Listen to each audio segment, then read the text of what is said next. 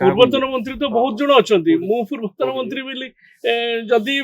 ପ୍ରଭାତ ଭାଇ କହିଛନ୍ତି ବୋଲି ମୁଁ ଗୋଟେ ସ୍କ୍ରୋଲ ଦେଖୁଥିଲି ଯେ ଟିଭିରେ ଇଣ୍ଟରଭ୍ୟୁରେ ପ୍ରଭାତ ଭାଇ କହିଛନ୍ତି ଯେ ଦୁଇ ଜଣ ପୂର୍ବତନ ମନ୍ତ୍ରୀ ତୋଷାମତକାରୀ ସ୍ପଷ୍ଟ ଭାବରେ ମୋ ନାଁ ଧରି ନାହାନ୍ତି ଯଦି ଆପଣ କହୁଛନ୍ତି ମତେ ଲକ୍ଷ୍ୟ କରି କହୁଛନ୍ତି ମୋ ଡିଏନଏ ରେ ତୋଷାମତି ନାହିଁ କିମ୍ବା ଚାମଚାଗିରି ନାହିଁ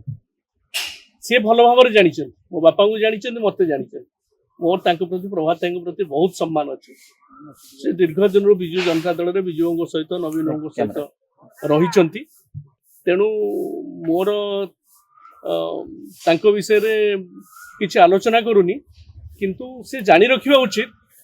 ମୁଁ ଯେବେଠାରୁ ଦଳରେ ବିଜୁ ଜନତା ଦଳରେ ଆସିଲା ମୋ ବାପା ତ ବିଜୁଙ୍କ ସହିତ ଥିଲେ ବିଧାୟକ ଥିଲେ ଶେଷ ମୁହୂର୍ତ୍ତ ପର୍ଯ୍ୟନ୍ତ ପୁରାପୁରି ରହିଥିଲେ ବିଜୁଙ୍କ ନେତୃତ୍ୱ ତଳେ ରହିଥିଲେ ମୁଁ ମଧ୍ୟ ନବୀନଙ୍କ ସହିତ ବହୁ ପରିସ୍ଥିତି ଆସିଛି ବିଭିନ୍ନ ସମୟରେ କିଏ ସମର୍ଥନ ଆଜି କରିଛନ୍ତି ନିଜ ସୁବିଧା ପାଇଁ ତାପରେ ନବୀନଙ୍କୁ ନେତୃତ୍ୱ ଉପରେ ଚ୍ୟାଲେଞ୍ଜ ଦେଇଛନ୍ତି କିନ୍ତୁ ଅତନୁ ସବ୍ୟସାଚୀ ସବୁବେଳେ ସବୁଦିନ କ୍ଷମତା ପାଆନ୍ତୁ ନ ପାଆନ୍ତୁ ଆଜି ବି ମୁଁ କହୁଛି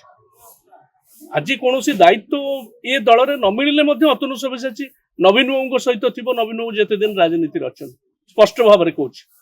କୌଣସି ଚାମଚାଗିରି ତୋଷାମଦି ଇଏ ରକ୍ତ ଅତନୁ ସବ୍ୟସାଚୀ ରକ୍ତରେ ନାହିଁ ସ୍ପଷ୍ଟ ଭାବରେ କହୁଛି କିନ୍ତୁ ପ୍ରଭାତ ହିଁ କହୁଛି ତାଙ୍କ ପ୍ରତି ମୋର ଯଥେଷ୍ଟ ସମ୍ମାନ ରହିଛି ସେ ତ ଦଳରେ ଆଉ ନାହାନ୍ତି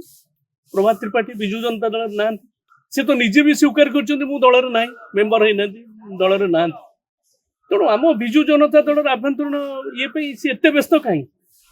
ତାଙ୍କର ବ୍ୟସ୍ତତାର କିଛି ଆବଶ୍ୟକତା ନାହିଁ ସେ ଯୋଉଠି ଅଛନ୍ତି ସେ ତାକୁ ନେଇକରି ବ୍ୟସ୍ତ ହୁଅନ୍ତୁ ସେ ଦଳ ଯଦି କୋଉଠି ଅଛନ୍ତି ସେ ତାକୁ କେମିତି ତିଆରି କରିବେ କିନ୍ତୁ ବିଜୁ ଜନତା ଦଳର ନେତୃତ୍ୱ ଏବଂ ବିଜୁ ଜନତା ଦଳର ସାଂଗଠନିକ ପ୍ରକ୍ରିୟା ଇଏକୁ ନେଇକରି ଏତେ ବ୍ୟସ୍ତତା ହବାର କୌଣସି କାରଣ ନାହିଁ।